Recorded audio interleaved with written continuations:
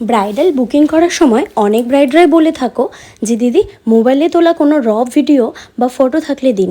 তাদের উদ্দেশ্যে আমি একটাই কথা বলবো, এই সম্পূর্ণ যে ভিডিওগুলো তোমরা দেখতে পাচ্ছ পুরোপুরি ভিডিও, আমার নিজের ফোনে তোলা ভিডিও।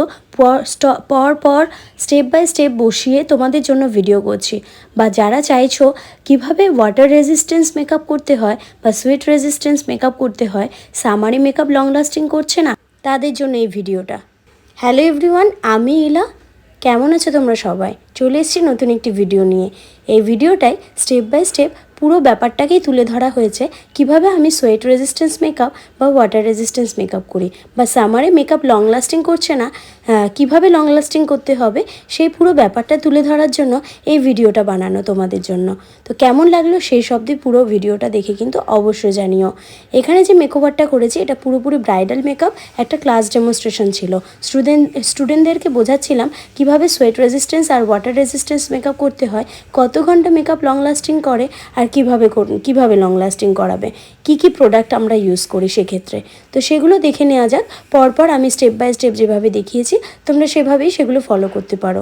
এছাড়া অনেক বিভিন্ন ফাউন্ডেশন রয়েছে যেগুলো ওয়াটার রেজিস্ট্যান্স, সেইগুলো আমি ডিটেলস তোমরা যদি চাও কমেন্ট বক্সে আমি অবশ্যই তোমাদেরকে শেয়ার করব তোমাদের সাথে।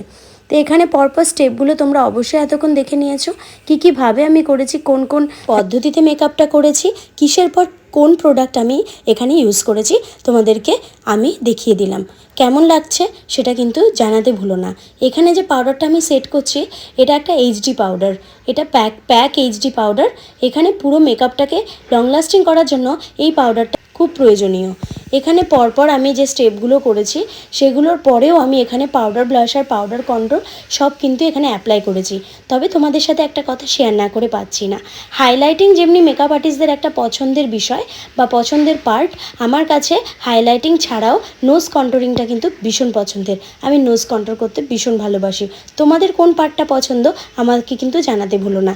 এখানে নোজ কন্ট্রোল করতে এতটাই ভালো লাগে, মনে হয় যেন ছোটো নাককে কীরকমভাবে লম্বা করে দেওয়া হয়।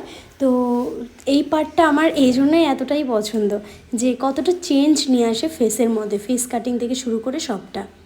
দেখো পুরো এখানে নোজটা একদমই চেঞ্জ হয়ে গিয়েছে। এখানে আমি একটা রেড লিপস্টিক পরিয়ে নিচ্ছি। ব্রাইডরা অনেকে রেড লিপস্টিক পরতে ভীষণ ভালোবাসে বিয়ের দিন, তো সেই কারণেই আমি এখানে রেড লিপস্টিক অ্যাড করেছি তাদের জন্যই। কেমন লাগছে এই লাল পুরোপুরি রেড কম্বিনেশনে, পুরো বিয়েতে যেরকমভাবে ব্রাইডরা পুরো রেড পরো, sari blouse dupatta red lipstick পুরোপুরি সেটার উপর ডিপেন্ড করে এই মেকওভারটা করা। আর ভিডিওটা কেমন লাগছে জানাতে কিন্তু ভুলো না। আর রিয়েল ক্লায়েন্টদের জন্য আমি বলবো তোমরা নির্দ্বিধায় মেকআপ আর্টিস্টদের বুক করতে পারো।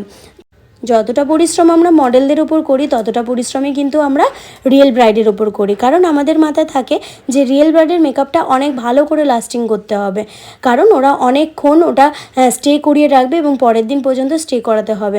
সেইটার মাথায় রেখে আমরা কিন্তু মেকআপটা করি এবং একটা ভালো রিভিউর আশা করি। আর এই ভালো রিভিউটা পেলে আমাদের মনটা খুশিতে ভরে যায়। এই এই যে ব্রাইডের যে ফটোটা আমরা পোস্ট করি সেইটা দেখেই কিন্তু, সেই ভিডিওটা সেই ফটোটা দেখেই কিন্তু আমাদের পরবর্তী ব্রাইডের বুকিং ঢোকে। তাহলে দেরি না করে ঝটপট তোমরা তোমাদের স্পেশাল দিনটা বুক করে ফেলো। আর যারা চাইছো এরকম সুন্দর সুন্দর লুক ক্রিয়েট করতে তারা ঝটপট জয়েন করে ফেলো আমাদের পরবর্তী ব্যাচে। 9836581443 এই নাম্বারে হোয়াটসঅ্যাপ করলে আমি ক্লাসের সমস্ত ডিটেলস তোমাদের সাথে শেয়ার করব। ভালো থেকো সবাই, বাই।